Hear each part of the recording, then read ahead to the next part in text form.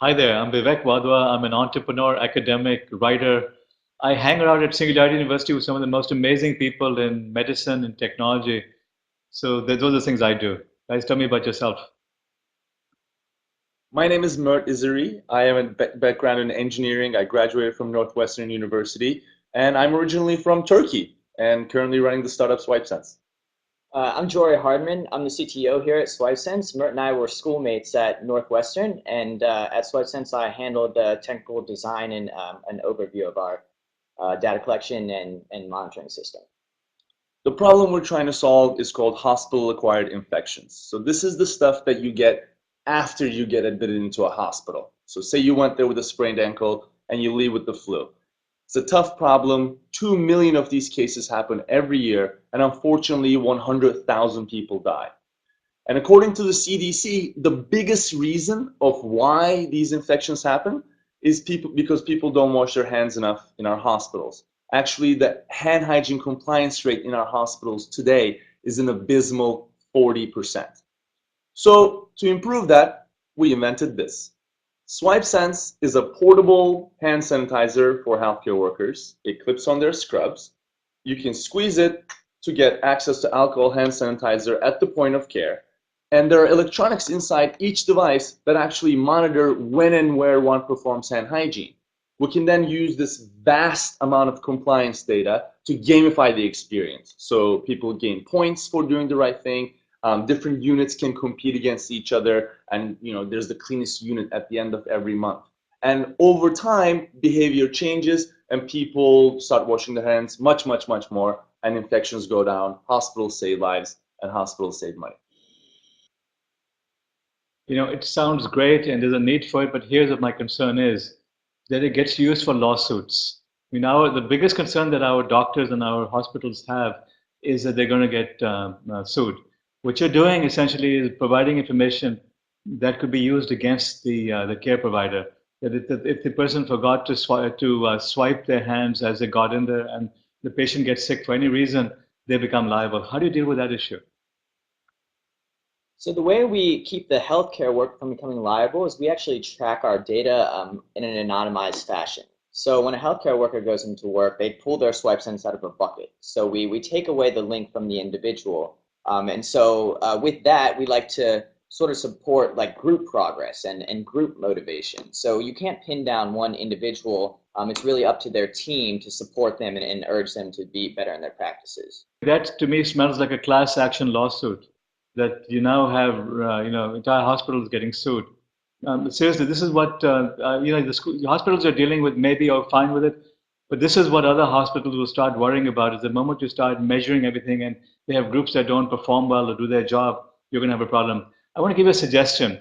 Why don't we now turn this into a positive that right now you can have RFID chips at the entrance of every room, every hospital room, which essentially makes a little beep go off on the device. So it reminds the worker to swipe their hands. So you're turning a negative into a positive. Is that possible with what you're doing? It absolutely is, and actually the earlier versions of our devices did have reminders on them that beeped and buzzed and gave people reminders if they didn't perform hand hygiene. The problem with those is, first of all, there are existing devices that are out there that already do that, and they're notoriously hated by healthcare workers because there are already so many beeping and buzzing things that are around the patient.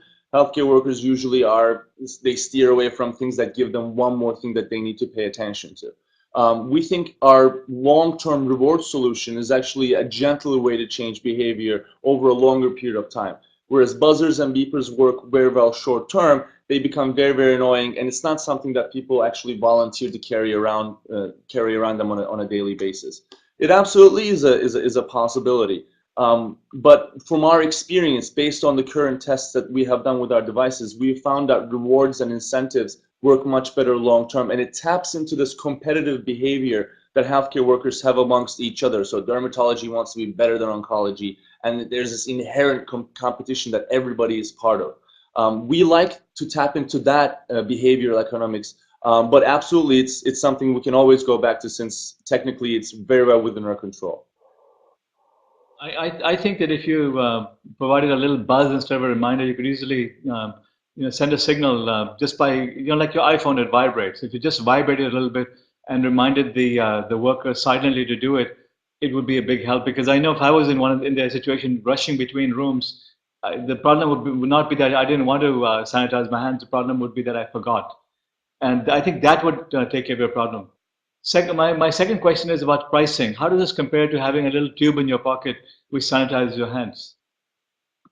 So we're actually cheaper than the tubes in your pockets because our cartridges are designed in a way that's easier to manufacture and fill up. So not only this is a way that's a cheaper tube in your pocket, but also there's no way to attach any sort of intelligence or real-time data behind the tube in your pocket. So in a sense, we get the best of both worlds by collecting real-time data and intelligence around hand hygiene performance, who's doing it, who's not doing it from a unit standpoint, but also it gives us allows to actually price this better for hospitals and be competitive with their wall-mounted dispensers. And something else along those lines is that a lot of hospitals have partnerships with their gel manufacturers, and they're sort of locked into these long-term partnerships. And some of those gel manufacturers, they don't make those little bottles. So we like to work with the hospital, and we use what they use.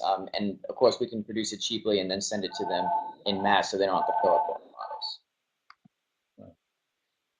How are you going to create awareness about this? The biggest problem you're going to have is finding customers and getting acceptance within the medical community. How are you going to create awareness? We actually just went to the Super Bowl of infection control professionals called APIC. It's a big conference, takes place every year in a different city. This year it was in Fort Lauderdale. And we had a teeny booth that we decked out with IKEA furniture. It was very great. And we returned it 2 days later, so to save money. But during the conference, we actually gave out 58 proposals to different hospitals around the country. And we're signing them up for individual pilots right now. And the reception has been absolutely fantastic. So the world of hospitals and the infection control have been long awaiting these hand hygiene surveillance systems. It's just that all of them have been incredibly expensive. You have to knock down walls to install them. It's a large capital purchase. SwipeSense, on the other hand, retrofits into existing outlets, and you give out these dispensers to individuals. So what we effectively did is actually we took away that large capital cost that hospitals had to pay up front. So our first approach is obviously going through infection control professionals and creating awareness from that front. But secondly, I think this competition, Wall Street Journal, is going to be an amazing opportunity for us to reach even a bigger number of hospitals across the country.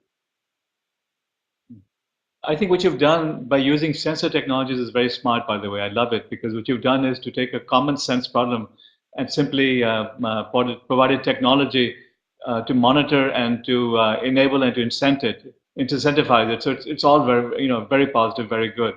I'm still a little bit skeptical about how you're going to get enough awareness and get adoption over there. And you may need to work with some strategic providers there, some of the drug providers or the insurance companies. Get Big Brother to help you by getting them to realize that this is going to reduce costs and this is going to improve the system. So that's a challenge you're going to face, is distribution. Now, how can I help you? What can I do for you? Before we hop onto that, I actually want to point out our lead investor is Blue Cross Blue Shield Insurance, the largest insurance provider in the country. So that's absolutely another avenue that we're exploring as well in terms of large-scale distribution, because you're absolutely right. They take huge hits from infections in the hospital, so they're a big partner of ours. I figured I should mention that. I think that's a great asset to have. You've got a Big Brother. Absolutely. One thing that we wanted to talk to you about is I am from Turkey, and actually SwipeSense is now a classic case study for what you speak up against a lot of, which is immigrant tech entrepreneurship. I'm right now in the process of applying for a visa, and out of everything that I have to worry about as a CEO of a technology company, there's technical problems, manufacturing problems, sales problems.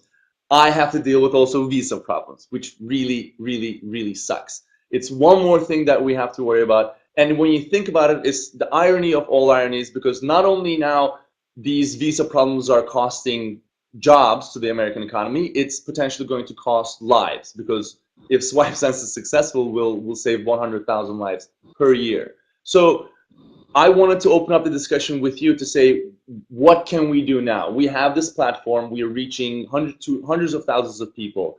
And there's a live story of why we need an immigration reform now. What do you think we can do?